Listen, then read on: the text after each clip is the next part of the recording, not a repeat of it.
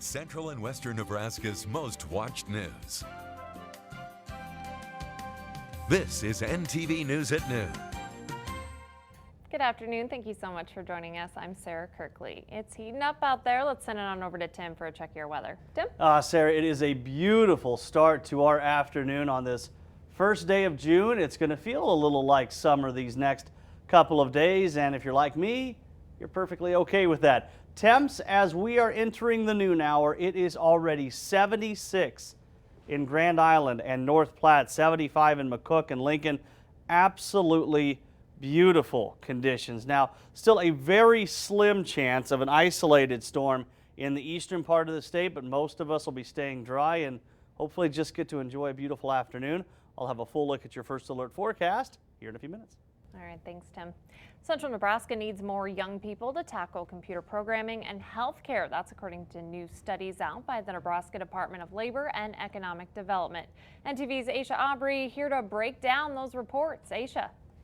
Sarah, these reports detailed different aspects of the job market from right here in central Nebraska, including hiring needs, skill gaps, and labor availability. Now, according to these reports, central Nebraska has a shortage of white-collar workers and those who work in healthcare. Eric Thompson from the UNL Bureau of Business Research says the skills gap here in the Tri-Cities is greatest for blue-collar jobs and jobs in the healthcare industry. And according to a separate report on hiring needs, over 96% of businesses in Hastings have either hired or tried to hire within the last 2 years. Now in Grand Island, over 47% of businesses have at least one job opening. And in Kearney, of the businesses that responded to the study, there's an average of 2.5 job openings. Now, another interesting point in the research, almost a third of people looking for work in Hastings say being overqualified is an obstacle to finding new jobs. Back to you, Sarah. All right, thanks so much, Aisha. A man accused of causing a school lockdown in Aurora will be spending 73 more days in jail and has been ordered to write a letter of apology to students and a local hospital. A judge sentenced 26-year-old Jeremy Bromley earlier today. According to Aurora police, 26-year-old Bromley and 22-year-old Drake Ross were pulled over on Interstate 80 in February. The two took off on foot, causing the lockdown. Bromley pled guilty last month to operating a motor vehicle to avoid arrest and first-degree criminal trespassing. Bromley will also have to go through cognitive therapy as part of his sentence. In March, Ross took a plea deal for reduced charges.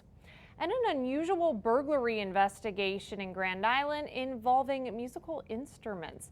Grand Island police say someone stole 2 violins and a banjo from a storage shed and they could have been missing as far back as last November. According to police, the 2 violins were valued at $3,600 each, and the banjos can run anywhere between a couple hundred and a couple of $1,000s. Currently, there are no suspects. A Nebraska truck driver spent the night in the Boston area jail, rather. Massachusetts State Police accused 61-year-old Ronald Mockelman of threatening to shoot police officers. According to the National Officer Safety Bulletin, Mockelman made numerous threats to shoot police. They say it happened after an encounter with law enforcement back here in the Midwest. Mockelman is on federal probation here in Nebraska. He's being held on $25,000 bond, and his next court date is set for late June. The father of an 18-month-old shot in the face is now facing charges. Markel Bouet was in Douglas County Court yesterday charged with child abuse. According to prosecutors, it happened in Omaha back in April. They say Bouet placed a loaded gun on a counter while smoking marijuana. Prosecutors say another toddler grabbed the gun and shot Bouet's 18-month-old daughter. The girl's mother says the shooting was an accident. Bouet's next court date is set for June 26th. While the legislative session is over here in Nebraska, lawmakers in Kansas are spending some extra days at the Capitol trying to pass a budget. Today marks the 104th day of the normally 100-day legislative session, making it the longest session in the state's history.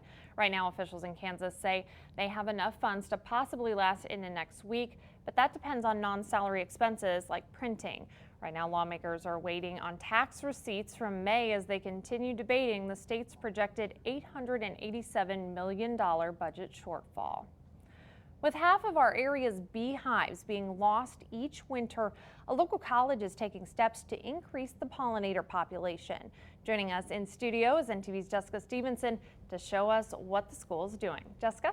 Sarah, Central Community College Grand Island campus is home to more than 50,000 bees. They're doing this in hopes of helping the bee population, which is dwindling, they say, because of humans.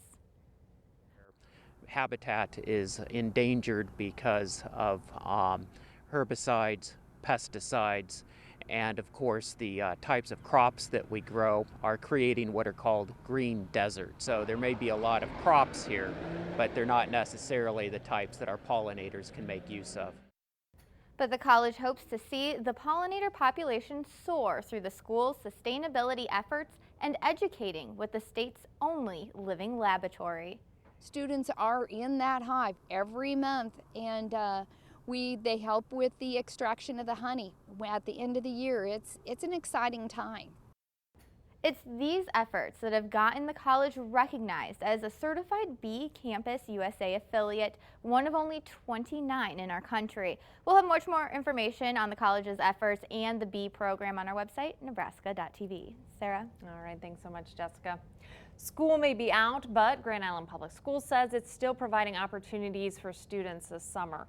The Nebraska Children and Families Foundation gave GIPS a grant for a Think, Make, Create trailer lab. The lab provides a platform for environmental education, field work, and weekend community events. The foundation says they hope to engage local businesses into educational experiences for Nebraska youth. It's really something we don't have to worry about here in central Nebraska. Today is the first day of June, meaning the 2017 Atlantic hurricane season kicks off today. Forecasters say this year hurricane season could be busy, predicting 11 to 17 named storms. That includes tropical storms and hurricanes. Of those, 5 to 9 are expected to become hurricanes. Forecasters are predicting 4 major hurricanes category 3 or higher. So far this year, there's been one named storm, Tropical Storm Arlene, formed in April, and the next name on that list is Brett. The Atlantic hurricane season runs from June 1st until the end of November. Tim Wright, not tracking any hurricanes right now. What's going on here in Nebraska, Tim?